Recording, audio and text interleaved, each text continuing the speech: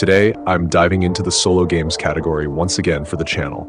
Yeah, I know some of you are probably waiting for the latest releases, but honestly, there aren't too many right now. So, in the meantime, I'm mixing things up with something that's close to me, solo games. Specifically, today we're going to talk about 10 epic single-player games from the past. The only catch? These games are at least 10 years old now. I've already talked about the first game, so it'd be weird not to mention its solid sequel, Castlevania Lords of Shadow 2. Let's get this straight from the start. This game is definitely for hack and slash fans, so I highly recommend playing it with a controller. No point in hiding it. The game literally tells you the same thing the moment you fire it up. The storyline dives into Dracula himself, who's been in a long slumber, chilling without any worries, until he's suddenly awakened centuries after the events of the first game. The main goal, not just to fight off new enemies, but to shake off the curse of immortality that's been haunting him for centuries. The entire plot revolves around Dracula's struggle with his past and present, plus his attempts to stop Satan, who's hell-bent on wiping out the world. I gotta give a shout out to the atmosphere, because just like in the first game, it's got this gothic vibe that I personally dig. And the combat system still holds up really well, even in 2024. It's honestly sad we don't see more hack and slash games like this anymore, because back in the day they were everywhere, with tons of variety. Castlevania Lords of Shadow 2 is a pretty solid game in this genre. Battlefield 3 is probably one of the shortest games in this top list, since you can finish it in just one solid evening, roughly in 3.5 hours. The story is as simple as it gets, but that doesn't make it bad at all. The plot kind of reminds me of the beginning of the first Black Ops. You play as a battle-hardened soldier, but for some reason, he ends up captured.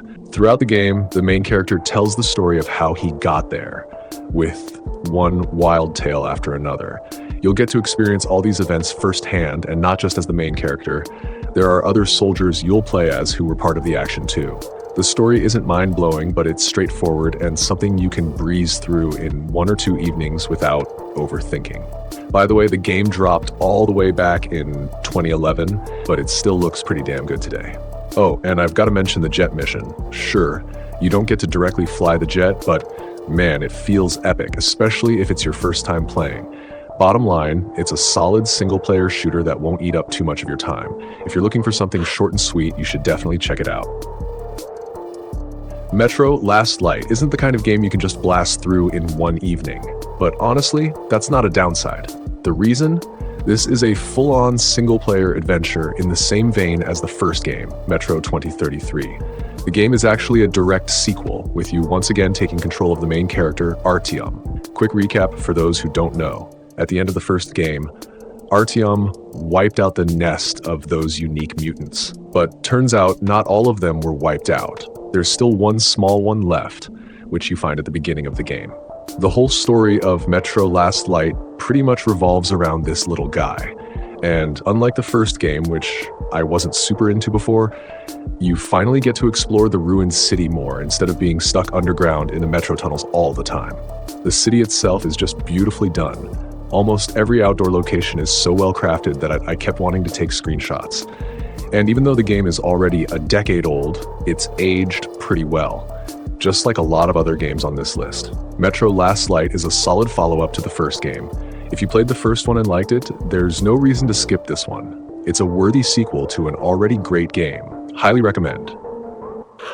Batman Arkham Asylum. This is the game that back in 2009 showed the world that superhero games aren't just throwaway side projects, but full-on, high-budget, single-player experiences that could compete with the big hitters of the time. Just to give you an idea, Batman had to go up against games like Assassin's Creed 2, Uncharted 2, Dragon Age Origins, and Killzone 2 that year.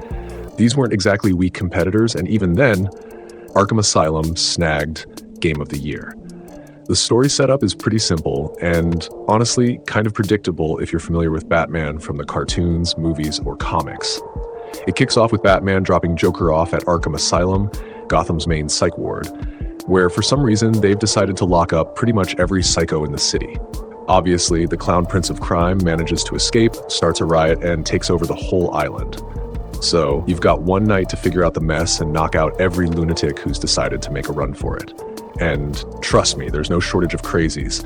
From random thugs to serious bad guys. You've got Scarecrow with his fear toxins, a juiced up and completely unhinged Bane, and the charming Poison Ivy. And of course, the King of Chaos himself, Joker. Each boss battle is memorable because they all have different approaches, which is a huge win for the game. On top of all that, the game has a ton of other highlights. The combat system is awesome, so much so that it got copied into a bunch of other games later, and the atmosphere is just insane, especially the levels with Scarecrow. Absolute peak. The story itself is simple, sure, but that doesn't make it any less fun. Uncharted, the Nathan Drake Collection. What's the deal with this legendary collection and epic name? Let me break it down for you. Back in the day, more specifically, during the 7th gen console era on the PlayStation 3, Naughty Dog dropped an incredible Uncharted trilogy. This series became a huge win for the studio, and the 4th game just solidified that success while wrapping up Nathan Drake's story in a perfect way. So, to make sure this masterpiece didn't just stay locked to the old PS3, the whole trilogy got a remaster for the more modern, at the time, PS4. Of course, they bumped up the resolution to full HD and cranked up the frame rate to a buttery smooth 60 frames per second. The Uncharted trilogy itself is just a phenomenal adventure, with Nathan Drake giving off those Indiana Jones vibes. You know what I mean? For me, the second Uncharted is still one of the best in the series, probably on par with the 4th. In each game, you're once again stepping into Nathan Drake's shoes, chasing after adventures in all kinds of wild locations. The second game in particular has an insane number of them, which is one of the reasons I love it so much. In every game of the trilogy, you're in for a ton of epic scenes, puzzle solving, and a simple yet captivating story that won't eat up too much time, but will definitely stick with you. If you're into those blockbuster level adventures, skipping the Uncharted trilogy is just not an option for you.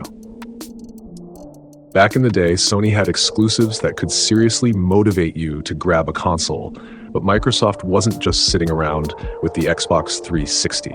That's why in 2006, the first Gears of War dropped, and it was a total game changer.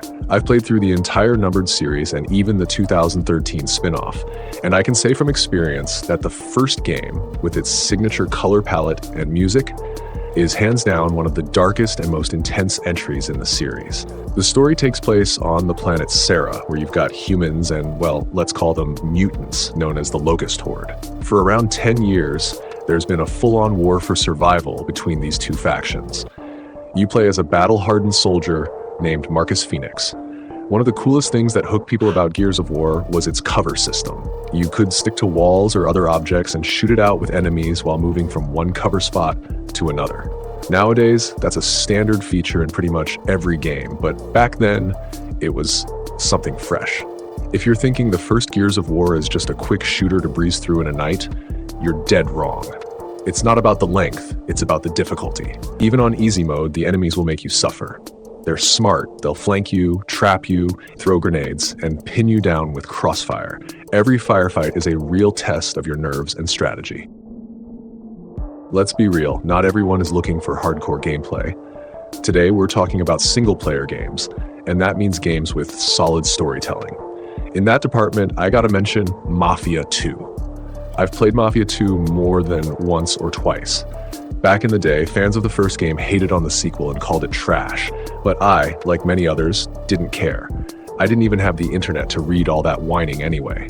The second Mafia is a simple but atmospheric story about a guy named Vito who comes back from the war and starts a new life tied to crime. You start off as just a low-level grunt for a mafia family and slowly work your way up to becoming a full-on mobster. The game's packed with interesting characters, both good and bad.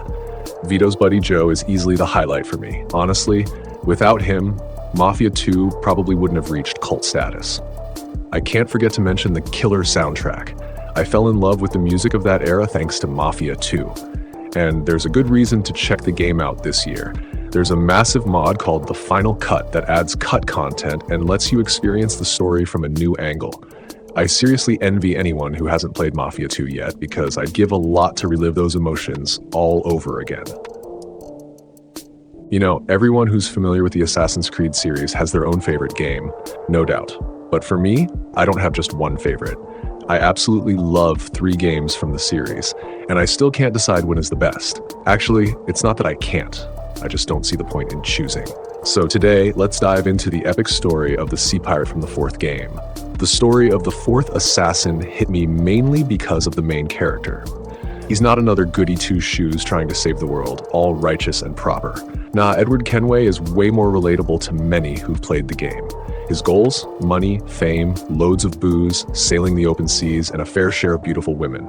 That's what drew so many players in. The game is completely soaked in pirate vibes, just like Pirates of the Caribbean, and the sea battles in Black Flag still look absolutely epic. In my opinion, they're even better than in Sea of Thieves. Come on, let's be real. I bet I'm not the only one who cranked up that Pirates of the Caribbean track and went all out enjoying the naval battles in this game. By the way, for a game that's 11 years old, it still holds up really well. If you've been looking for a simple story without the over-the-top world-saving drama, trust me, Black Flag is not one you want to miss, especially the ending. I'm sure I wasn't the only one who shed a manly tear. A lot of people slapped this game with a not-so-great label back in the day, saying it's just the 3rd game but bigger, and I don't really get what's wrong with that. The game took everything awesome from the open world of Far Cry 3, added to it, and improved it in Far Cry 4. The only area where Far Cry 4 falls short of the 3rd game, in my humble opinion, is the story. Now, don't get me wrong, the story isn't bad at all. The setup and execution are solid overall, it just needed more time to focus on the main villain. Starting with Far Cry 3, the villains became one of the main hooks of the game. In the 4th game, Dictator Pagan Min is actually a pretty cool dude. You don't really hate him or want to kill him. It's more like you get where he's coming from. Some villains are just evil for the sake of being evil, but here he's a fully fleshed out character, which I appreciated. As you play, the main goal is the rebellion of the Golden Path against the Dictator. But in the end, it's all about how neither side is truly good. Far Cry 4 really shows you that the game world isn't black and white. Everything is rotten to the core, and that's what I personally liked about it. Plus, the world itself is freaking massive. You can easily sink 50 hours into it if you're aiming for that 100% completion. Overall, it's a great addition to the series, enhancing the open world mechanics from Far Cry 3, but unfortunately, the story execution was a bit weak. Just like Far Cry 4, Bioshock 2 is also a game living in the shadow of its predecessor's success. Usually, it's all about worshipping the first Bioshock or the 3rd one, Infinite. Don't think I'm saying the 1st or 3rd Bioshock are bad games. Those are amazing projects. But in my opinion, the 2nd installment deserves just as much love. The story unfolds a few years after the finale of the 1st game, where you get to dive into another thrilling tale in the underwater city of Rapture. This time, the main character is a Big Daddy, one of the coolest features from the 1st game. The story mainly revolves around a father-daughter relationship. Your main goal throughout the game is to rescue your daughter, Eleanor, from the clutches of the city's controller, Sophia Lamb. When I talked about the 1st game, I dropped one piece of advice: don't rush through it. The same goes for this sequel. Bioshock 2 is one of those games you don't just speedrun to finish. Just like in the 1st game, the environment in this one is absolutely stunning. It's not just about the city design. The little details in each location can tell their own stories, both visually and through audio logs. All of this comes together to form a complete picture, like a real-life puzzle. For me, Bioshock 2 is a true masterpiece. So if you've completed the 1st game and are wondering whether to dive into the 2nd, trust me, it's totally worth it.